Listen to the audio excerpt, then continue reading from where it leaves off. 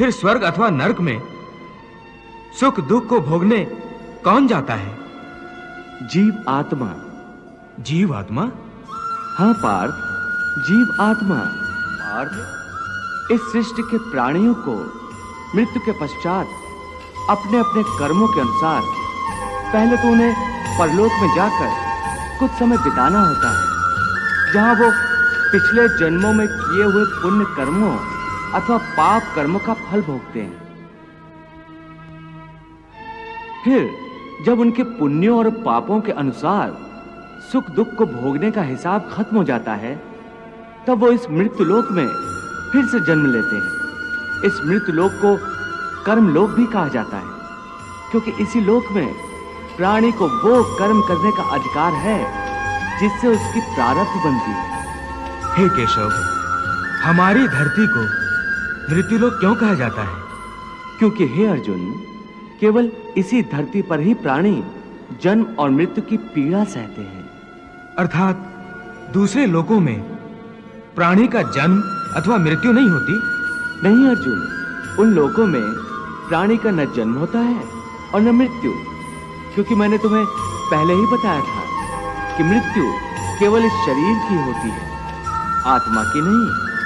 आत्मा तो न जन्म लेती है और न मरती है। तुमने तो यह भी कहा था कि आत्मा को सुख दुख भी नहीं होते, परंतु अभी कह रहे हो कि मृत्यु के पश्चात आत्मा को सुख भोगने के लिए स्वर्ग आदि में अथवा दुख भोगने के लिए नरक आदि में जाना पड़ता है।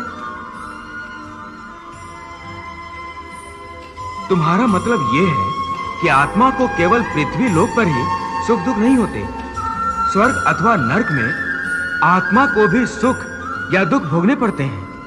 नहीं अर्जुन, आत्मा को कहीं किसी स्थान पर या किसी काल में भी सुख दुख छू नहीं सकते, क्योंकि आत्मा तो मुझ अविनाशी परमेश्वर का ही प्रकाश रूप है। हे अर्जुन, मैं माया के अधीन नहीं, बल्कि माया मेरे अधीन है, और सुख दुख तो माया की रचना है। इसलिए जब माया मुझे अपने घेरे में नहीं ले सकती, तो माया के रचे हुए सुख या दुख मुझे कैसे छू सकते हैं?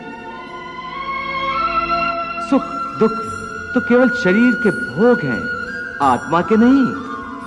हे केशव, लगता है कि तुम मुझे शब्दों के मायाजाल में भरमा रहे हो। मान लिया कि सुख दुख केवल शरीर के भोग हैं, आत्मा इनसे अलिप्त है। फिर जो शरीर उनको भोगता है उसकी तो मृत्यु हो जाती है, वो शरीर तो आगे नहीं जाता। फिर स्वर्ग अथवा नरक में सुख दुख को भोगने कौन जाता है? जीव आत्मा। जीव आत्मा? हाँ पार्थ, जीव आत्मा। ये जीव आत्मा क्या है केशव? देखो, जब किसी की मृत्यु होती है तो असल में ये जो बाहर का स्थूल शरीर है केवल यही मरता है। इस स्थूल शरीर के अंदर जो सूक्ष्म शरीर है वो नहीं मरता।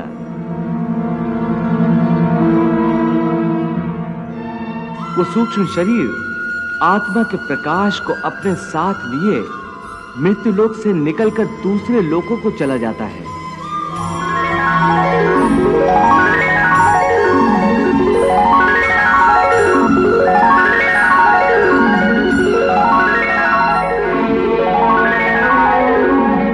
उसी सूक्ष्म शरीर को जीवात्मा कहते हैं।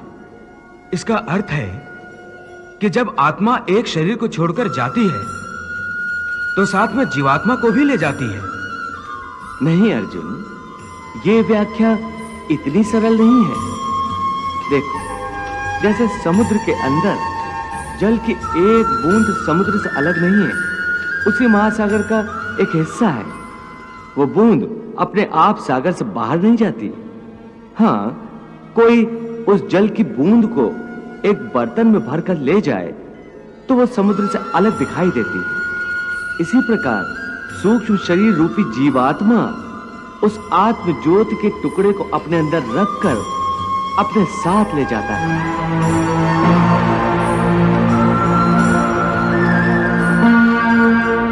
यही जीवात्मा की यात्रा है जो एक शरीर से दूसरे शरीर में, एक योनि से दूसरी योनि में विचरती रहती है। हे महादेव, भगवान श्री कृष्ण परमात्मा, आत्मा और जीवात्मा की व्याख्या करते करते मनुष्य के स्थूल और सूक्ष्म शरीर की बात कर रहे हैं। मेरी ये जानने की इच्छा है कि इस सूक्ष्म शरीर का आकार क्या होता है? देवी, सूक्ष्म शरीर का आकार प्राणी के बाहरी स्थूल शरीर जैसा ही होता है, परंतु वो बहुत छोटा होता है, अति लघु रूप और इतना सूक्ष्म होता है कि साधारण मानवीय चक्षुओं से दिखाई नहीं देता। प्रभु, भले ही छोटा है पर है तो शरीर, फिर क्यों नहीं दिखाई देता? क्योंकि उस शरीर में पृथ्वी और जल जैसे स्थूल तत्व नहीं होते, इसलिए स्थूल चक्षुओं को वो दिखाई नहीं देता। देवी, भगवान की इस महाविशाल सृष्टि में भिन्न-भिन्न लोकों में रहने वाले जीवों के शरीर भिन्न-भिन्न तत्वों से बने होते हैं। भगवान, मानव शरीर 5 तत्वों से बना है, परंतु उसके अंदर सूक्ष्म शरीर एक ही होता है। नहीं देवी, उस स्थूल शरीर के अंदर भिन्न-भिन्न स्तर पर 5 शरीर होते हैं। पहला, अन्नमय कोश, जो बाहर का स्थूल शरीर है, जिसे देखा जा सकता है। दूसरा, प्राणमय कोश, यहां से सूक्ष्म शरीर आरंभ होता है, जिसे देखा नहीं जा सकता। यह प्राण शक्ति का केंद्र होता है। तीसरा, मनोमय कोश, यह शरीर प्राणमय कोश से भी अधिक सूक्ष्म होता है। यह मन के विचारों से बना होता है, यह सूक्ष्म होता है, अर्थात साधारण नेत्रों की दृष्टि द्वारा इसे देखा नहीं जा सकता, परंतु जो ज्ञानी सिद्धियां प्राप्त करते हैं वो इसे देख सकते हैं। मनोमय कोश के बाद जो चौथा शरीर है उसे विज्ञानमय कोश कहते हैं।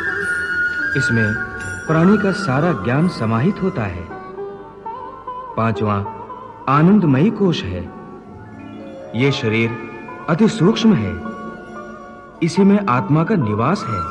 परंतु इन शरीरों में से कौन सा कोश अथवा कौन सा शरीर जीवात्मा के साथ जाता है? देवी, मृत्यु के पश्चात जीवात्मा मनोमय कोश को धारण करके आगे जाता है। इस सूक्ष्म शरीर में उसके साथ पुराने जन्म के संस्कार, उसकी भली बुरी वृत्तियां, उसके पापों और पुण्य के हिसाब इस प्रकार उसके साथ जाते हैं जैसे वायु अपने साथ फूलों की सुगंध ले जाती है।